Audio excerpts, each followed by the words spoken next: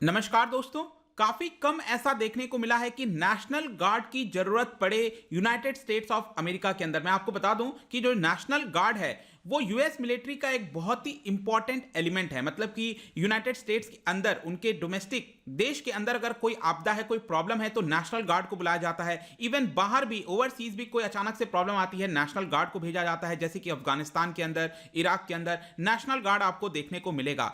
लेकिन यहां पर यूएस के अंदर जिस तरह का पिछले कुछ समय से प्रकरण रहा है, स्पेशली 6 अक्टूबर को आपको याद होगा कैपिटल हिल जहां पर कांग्रेस स्थित है, वहां पर अटैक किया गया था एक बड़ी मॉब के द्वारा। इसी को देखते हुए कल 20 जनवरी को आपको पता है कि इनॉग्रेशन हो रहा है, जो बाइडेन यहां पर शपथ लेने हैं। और इसी को देखते हुए काफी बड़ी मात्रा में 20 से 25 हजार बताया जा रहा है कि नेशनल गार्ड की तैनाती की जा रही है, ताकि पूरा जो एरिया है उसको अच्छे से संभाल कर रखा जाए, सुरक्षित रखा जाए, ताकि इनॉग्रेशन के समय किसी भी प्रकार की प्रॉब्लम्स देखने को ना मिले। यहां पर आपको कई प्रकार के आर्टिकल्स भी देखने को मिलेंगे। 20,000 national guard with lethal weapons being deployed in Washington DC. ध्यान रखिएगा, वॉशिंगटन स्टेट की बात नहीं कर रहे हैं, वॉशिंगटन डीसी की बात कर रहे हैं, सिटी की बात कर रहे हैं। यहां पर भी आप देख सकते हो यूएसए टुडे का आर्टिकल है, over 20,000 national guard troops to provide security against inauguration threats in Washington. तो यहां पर हम डिटेल से जानेंगे दोस्तों, ये नेशनल गार्ड का मेन पर्पस क्या होता है, क्यों किया जा रहा है, इसके अलग अलग एस्पेक्ट अभी तक कितनी बार यूज किया गया है, कौन इसको यूज कर सकता है, क्योंकि स्टेट के अंदर किसी और के पास पावर होती है। उन सारे एलिमेंट्स को देखने की, समझने की कोशिश करेंगे। चलिए आगे बढ़ते हैं। मैं हूं अंकित अग्रवाल और अपडेट के लिए आप मुझे फॉलो कर सकते हैं इंस्टाग्राम, फेसबुक और ट्विटर पर। मेरे लेक्चर की हर पीडीएफ आपको फेसबुक पर तो मिलेगी ही, प्लस साथ में आप मेरा टेलीग्राम चैनल ज्वाइन कर सकते हैं by searching Ankit Agarwal official. और अगर आप यूपीएससी की तैयारी कर रहे हैं तो आपके लिए सुनहरा मौका है स्टडी IQ लैब के लिए स्मार्ट कोर्सेज, जिसके थ्रू आप अपनी प्रिपरेशन और भी ज्यादा अच्छे तरीके से कर सकते हैं। दोस्तों हम इसके बारे में और जाने इसके पहले मैं चाहता हूं कि आपको जो इसकी एग्जैक्ट लोकेशन है, जो सबसे इंपॉर्टेंट एरिया है यूएसए के अंदर, वो मैं आपको दिखा सकूं। इसके लिए थोड़ा हम जूम आउट करेंगे और जाएंगे वेस्टर्न साइड। यहां पर आप देख सकते हो यह है आपका यूनाइटेड स्टेट्स ऑफ अमेरिका। और यहां पर जैसा कि देख सकते हैं यहां पर आपको मिलेगा वॉशिंगटन डीसी, और जहां पर सारी चीजें चला करती हैं। जैसे कि आपने सुना होगा भारत के अंदर जो आपका प्रेसिडेंट का हाउस है, प्रेसिडेंट हाउस है, आपको पता है राष्ट्रपति भवन, वो आपका रायसेना हिल पर है, क्योंकि थोड़ा सा ऊंचाई है। पहले वहां पर गांव था, उसका रायसेना नाम था, इसीलिए रायसेना हिल पड़ गया उसका पूरा नाम। वैसे ही वहां पर अगर आप देखोगे यूएसए के अंदर इसको कहा जाता है कैपिटल हिल। और कैपिटल हिल पर दोस्तों यहां पर आप देख सकते हो यह है आपका कांग्रेस में, जैसे कि हमारे देश के अंदर पार्लियामेंट है, अपर हाउस, लोअर हाउस, वैसे ही वहां पर अपर हाउस है सेनेट और लोअर हाउस है आपका हाउस ऑफ रिप्रेजेंटेटिव। और इसी के जस्ट बाहर, अब आप यहां पर ध्यान से देखिए, ये आपका कांग्रेस हो गया कैपिटल हिल पर, और यहां पर इसके जस्ट बाहर आप देखोगे तो यहीं पर पूरा अटैक किया गया था और आपका यूएस कांग्रेस के अंदर घुस गए थे, जो बड़ी मॉब है 6 जनवरी को।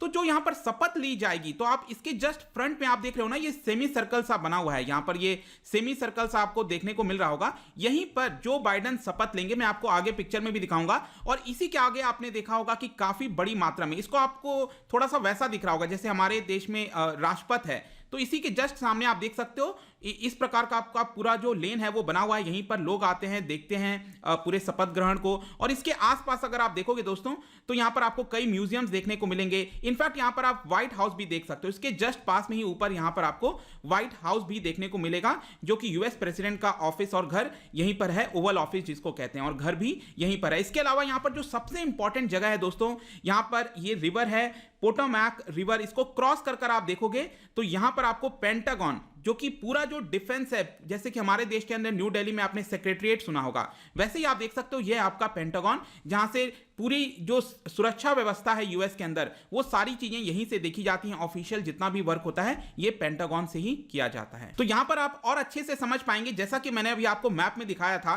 कि जो कांग्रेस है उसके बाहर ये सेमी सर्कल सा बना हुआ है, यहीं पर आते हैं और ये स्टेज है, यहीं पर शपथ ग्रहण होता है। और उसके सामने आप देख सकते हो इस तरह का पूरा लेन है, यहां पर लोग आएंगे, फ्रंट में आपके डिग्नेटरीज बैठे रहेंगे। और पिछली बार आप देख सकते हो जो डोनाल्ड ट्रंप यहां पर शपथ ग्रहण किए थे 2017 में, 20 जनवरी 2017 को, यहां पर आप देख पाओगे इस तरह का आपको कुछ सीन जो है वो कल भी ऐसा कुछ देखने को मिलेगा। और जब शपथ लिया जाता है, ये भी याद रखिएगा कि लेफ्ट हैंड यहां पर बाइबल पे रखा जाता है और राइट हैंड इस तरह से रेस किया जाता है, और इस तरह से पूरा शपथ ग्रहण होता है। तो चलिए ये तो सब हमने समझ लिया, लेकिन यहां पर होने क्या वाला है, तो पेंटागन के द्वारा, क्योंकि मैंने आपको बताया जो डिफेंस सेक्रेटरीट है आपका, सब कुछ वहीं पर है पेंटागन में, तो 20,000 से ज्यादा नेशनल गार्ड जो कि लीथल वेपन्स के साथ तैनात होंगे जो पूरा एरिया है वॉशिंगटन डीसी में, जहां पर ये सारे शपथ ग्रहण किए जा रहे हैं। क्योंकि जनवरी 6 को यहां पर काफी बड़ा वायलेंस देखने को मिला था और इंटेलिजेंस एजेंसीज को इंफॉर्मेशन रिसीव हुई है कि कुछ इस प्रकार का प्रकरण वापस से किया जा सकता है। ऑलरेडी मैं आपको बता दूं कि 15,000 से ज्यादा डिप्लॉय किए जा चुके हैं, 5,000 और डिप्लॉय कर दिए जाएंगे, ऑलरेडी हो चुका होगा मे बी। और यहां पर ये जो पूरा नंबर है दोस्तों, आप इसको समझ सकते हो कितना बड़ा है। 20,000 25,000 की संख्या इतनी बड़ी है दोस्तों कि उतने ट्रूप्स तो उनके इराक और अफगानिस्तान में नहीं देखने को मिलेंगे। अफगानिस्तान के अंदर इस समय करीब 5,000 के आसपास है, तो अफगानिस्तान और इराक को आप पूरा मिला दोगे तो इसका डबल अमाउंट आपको वॉशिंगटन डीसी में अकेले यहां पर तैनाती देखने को मिलेगी, इसीलिए इसकी इंपॉर्टेंस है। लेकिन यहां पर एक क्वेश्चन आता है कि 6 जनवरी को जब कैपिटल हिल पर अटैक किया गया था मॉब के द्वारा, तो यहां पर क्यों नहीं डिप्लॉय किए गए थे नेशनल गार्ड? तो ध्यान रखिएगा यहां पर बहुत ज्यादा डिबेट चल रहा है इसको लेकर, क्योंकि वॉशिंगटन डीसी में जो पूरा यहां पर पावर है डिप्लॉय करने का वो खुद प्रेसिडेंट के पास होता है, तो डोनाल्ड ट्रंप के पास होता है। लेकिन आपको याद होगा डोनाल्ड ट्रंप के द्वारा ही कुछ ऐसी चीजें उकसाई गई थी, भाषण दिया गया था, जिसकी वजह से ये पूरा अटैक हमें देखने को मिला। लेकिन यहां पर बताया जा रहा है कि जो पेंटागन के पास कई सारे जो एक तरह से प्लेयर रिसीव हुए थे, जैसे कि वॉशिंगटन डीसी के मेयर हैं, उन्होंने भी यहां पर बोला था कि नेशनल गार्ड को डिप्लॉय कर देना चाहिए 6 जनवरी को। कैपिटल पुलिस के जो चीफ हैं उन्होंने भी बोला था ऐसा।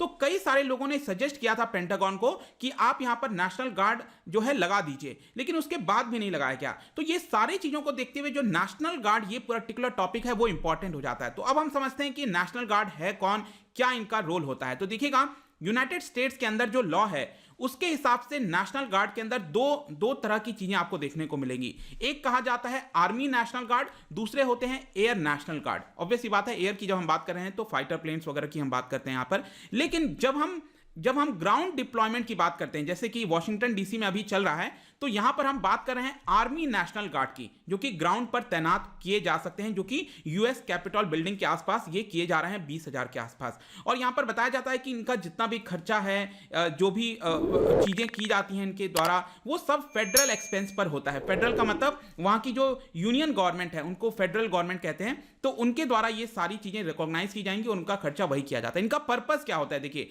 इनका जो पर्पस बताया गया है वहां के लॉ के अकॉर्डिंग, उसमें यह है कि जो कम्युनिटी है और जो देश है उन दोनों को एक तरह से सर्व करना। अब जब कम्युनिटी की बात करते हैं तो यूएस के अंदर की बात कर रहे हैं, डोमेस्टिक की बात कर रहे हैं, तो डोमेस्टिकली अगर कोई भी इमरजेंसी आती है, जैसे कि अभी इमरजेंसी एक तरह का सिचुएशन आ रखा है, इनॉग्रेशन हो रहा है, लेकिन कई तरह के खबर मिल रही है कि कुछ प्रॉब्लम हो सकती है, तो ये एक इमरजेंसी जैसा सिचुएशन है, तो वहां पर तैनाती की जा सकती है। इसके अलावा ओवरसीज जैसे कि कोई कॉम्बैट मिशंस हो गया, इराक के अंदर, अफगानिस्तान के अंदर एंटी ड्रग इनिशिएटिव कुछ लेना है, रेस्क्यू कराना है किसी को, मतलब इस तरह की जितनी भी इमरजेंसी सिचुएशन होती है दोस्तों, वहां पर नेशनल गार्ड की तैनाती की जाती है। तो आई होप कि इसका पर्पस आपको समझ में आ गया होगा। टिपिकली अगर आप देखोगे ये किसके अंडर आता है, तो अगर सपोज डोमेस्टिकली यहां पर किसी को तैनात करना है नेशनल गार्ड को, तो जिस राज्य में किया जाता है तो उस राज्य के गवर्नर के पास पावर होती है, क्योंकि आपको पता होगा यूनाइटेड स्टेट्स के अंदर एक प्योर फेडरल कंट्री है, क्योंकि स्टेट्स के पास अपनी खुद की बहुत सारी पावर है, उनका खुद का कॉन्स्टिट्यूशन है, फ्लैग है,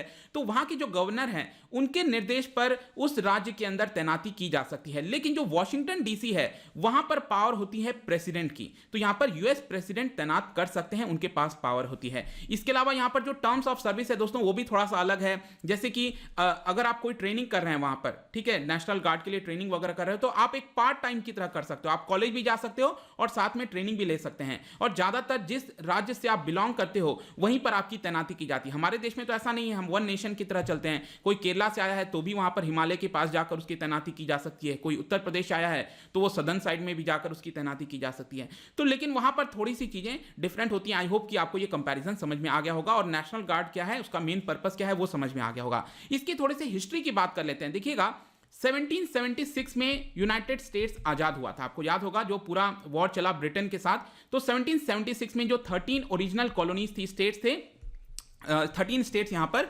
आजाद हो गए थे। उसके बाद धीरे धीरे आपका चल के 50 स्टेट्स में आज के डेट में कन्वर्ट हो गया है। तो लेकिन सबसे पहले अगर आप देखोगे जो रेजिमेंट बनाया गया था नॉर्थ अमेरिका के अंदर, वो आपका मैसाचुसेट्स 1636 में देखने को मिलेगा। इस समय अगर आप देखोगे, ये आप देख सकते हो मैसाचुसेट्स यहां पर आपको नदन साइड में देखने को मिल रहा होगा।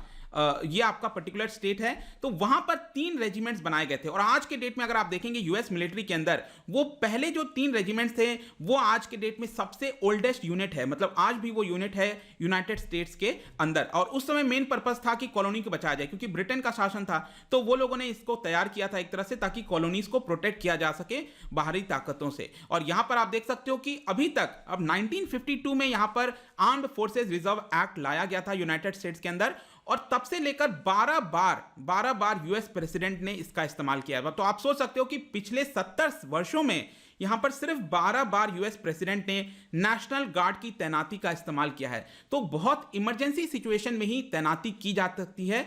आई होप कि आपको इस पर्टिकुलर आंकड़ा से समझ में आ गया होगा। अब यहां पर जैसे कि फॉर एग्जांपल सिविल राइट्स का जो मूवमेंट चला था 1960s में, काफी फेमस पूरा मूवमेंट हुआ था। इसके अलावा 1970, 1989 अलग अलग मूवमेंट्स में आपको इस तरह की तैनाती देखने को मिलेगी। तो ये पूरा नेशनल गार्ड के बारे में था दोस्तों। कंक्लूजन में हम कह सकते हैं कि जिस तरह का पोलराइजेशन इस समय यूएस के अंदर देखने को मिल रहा है, जब से ट्रंप ऑफिस में आए हैं तब से इतने सारे वायलेंट अटैक्स हुए हैं, तो फ्यूचर में भी हो सकता है। तो डेफिनेटली आगे भी आप एक्सपेक्ट कर सकते हो कि जो बाइडेन है उनके द्वारा नेशनल गार्ड की जो तैनाती है, डिप्लॉयमेंट है, वो डेफिनेटली रूल आउट हम नहीं कर सकते, आगे चलकर भी उनकी तैनाती में भी की जा सकती है। मैं आपको बता दूं, जब मैं ये वीडियो रिकॉर्ड कर रहा था आज सुबह ही, इसके बारे में आप देख सकते हो यूएस कैपिटल को लॉकडाउन करना पड़ गया था कुछ घंटों के लिए, क्योंकि यहां पर कुछ आग जैसी चीजें जल रही थी, स्मोक वगैरह आ रहा था जो कांग्रेस है उसके जस्ट पास में ही। और इसी को लेकर बहुत ज्यादा चिंता है कि क्या सब कुछ अच्छे से होगा कि नहीं, वो तो अब देखने वाली बात होगी कि कल किस तरह से होता है। बट इस तरह की सुरक्षा यहां पर नेशनल गार्ड के बारे में